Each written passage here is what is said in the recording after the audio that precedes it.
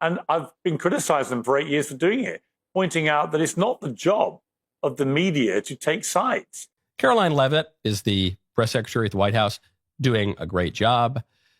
Such a great job that the ladies of The View feel the green monster coming upon them. Sunny Hostin, a name once synonymous with sharp legal insight and an unwavering voice for justice, now finds herself at the center of a storm so fierce it threatens to sweep her right off the set of The View. It's no secret that the daytime talk show thrives on heated debates and spicy takes. But lately, Sunny has been the source of controversy that even the producers, famously tolerant of on-air drama, might not be able to stomach much longer whispers of her potential.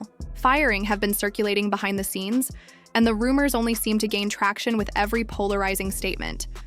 She makes the tension palpable, the stakes higher than ever, and at this point, it's not just about ratings, it's about survival. They really don't like this woman. She's a good communicator, and so Joy Behar just offered her analysis on why Leavitt was picked for the role. It all started with a single phrase, just a few words that sent shockwaves through the audience and social media alike. Sunny infamously referred to white women who voted for Donald Trump as uneducated, a remark that ignited a fury few could have. Anticipated, the backlash was immediate and relentless. Devin Moster, wife of Miami Dolphins, star Raheem Moore, didn't hold back, calling the comment disgusting and unacceptable.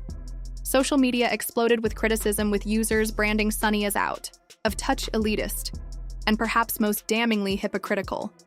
But this wasn't the first time Sunny's words struck a nerve, and it certainly wouldn't be the last. When it comes to questions about who is the administrator of Doge, actually, do you believe that's an important question to have the answer to? No, the issue is not who is technically the administrator, who has the title. Elon Musk is clearly running the show, the wealthiest person in the world, who has enormous conflicts of interests, who is helping to fund right-wing extremist organizations all over the world. For years, Sunny Host has walked a tightrope between being the voice of moral authority and the embodiment of controversy. However, her recent statements have pushed many viewers and even some of her co-hosts over the edge as the election results rolled in, showing Donald Trump's landslide victory over Kamala Harris. Sunny didn't mince words. With a tone of incredulity, she declared the results a reflection of America's deep-rooted racism and misogyny. It wasn't just a critique of the political system, it felt like an indictment of the American people themselves. And while her co-hosts attempted to steer the conversation toward policy nuances, Sunny doubled down, pointing to a graph that she claimed showed a clear racial divide in the voting patterns. The implication was unmistakable to Sunny: this election was about more than politics. It was about race and gender in America. The fallout was swift. Critics accuse Sunny of painting with too broad a brush, alienating vast swaths of the audience. Elisa Farrah Griffin, the show's conservative voice, pushed back hard, arguing that voters were motivated by economic concerns and a desire for stability, not bigotry. The back and forth grew so heated that at one point Sunny snapped, "The stats are the stats!"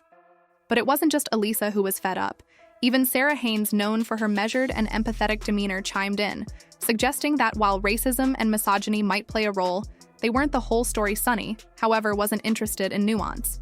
To her, the numbers spoke for themselves, and anyone who didn't see it was either willfully ignorant or complicit. It's the more insidious, secret partisan behavior of very liberal-dominated newsrooms working at the supposedly impartial. The tension wasn't confined to the table. Behind the scenes, producers were reportedly livid. The View thrives on controversy, but there's a fine line between provocative and alienating, and Sunny seemed to be veering dangerously close to the latter. Ratings, while still strong, showed signs of slipping in key. Demographics viewer feedback flooded in, much of it scathing, when Sunny fans of the show expressed frustration, accusing Sunny of turning what was once a lively debate forum into a one-woman crusade. And while producers have always valued Sunny's eachery perspective, they couldn't ignore the growing chorus of discontent. After all, the show's success hinges on its ability to appeal to a broad audience, and Sunny's increasingly polarizing presence was starting to feel like a liability. But I would tell them to look at themselves very hard in the mirror and say, have we really not brought this on ourselves? But if Sunny was feeling the heat, she didn't show it. In fact, she seemed emboldened, doubling down on her critiques and pushing the envelope even further. When discussing Trump's immigration policies, she accused the administration of targeting migrants who look a certain way, a claim that sparked yet another round of heated debate. Elisa Farrah Griffin, attempted to fact-check her, pointing out that many immigrants crossing the northern border were from countries like India and Mexico, not Canada. Sunny, visibly frustrated, shot back, "Can I finish talking?" The moment went viral with clips circulating online and viewers taking sides. Some praised Sunny for standing her ground, while others accused her of being dismissive and unwilling to engage in good faith. Problem is that this wasn't the guy to fix anything. This is the guy that is the king of breaking things, as we can see. Yeah.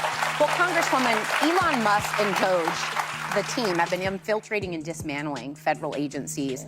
He says he's rooting out waste, fraud, and abuse, all while gaining access to some of our most sensitive data. So you sit on the Doge subcommittee run by Representative... The drama didn't stop there.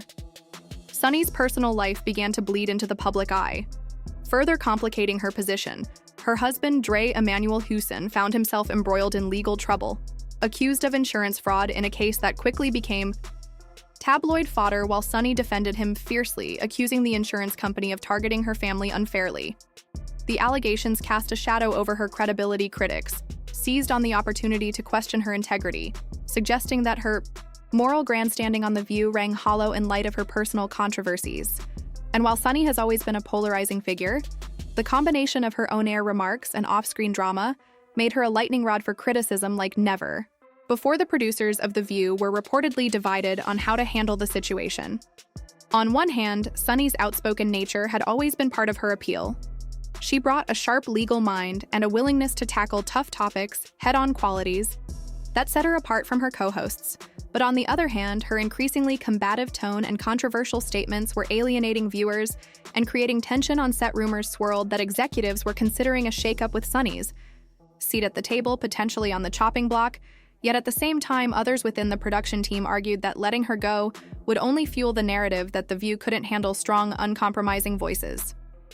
Having some more conservative voices on your network, actually not making them pariahs, not directing your audience to feel that everything that Donald Trump does. And then there was the legal drama. The accusations against Emmanuel Host were serious, and while Sunny maintained her husband's innocence, the case raised questions about her judgment and credibility. How could she continue to position herself as a voice of moral authority when her own household was under such scrutiny? The tabloids had a field day with headlines, blaring accusations, and speculation for Sunny. It was a deeply personal attack, but for her critics, it was yet another example of hypocrisy from a woman who had built her career on calling out others as the pressure mounted. Sunny's defenders rallied to her side, arguing that she was being unfairly targeted for speaking truth to power.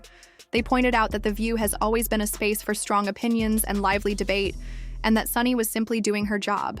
But her critics weren't convinced to them. Sunny wasn't just voicing her opinions, she was alienating viewers, dividing the panel, and tarnishing the show's reputation.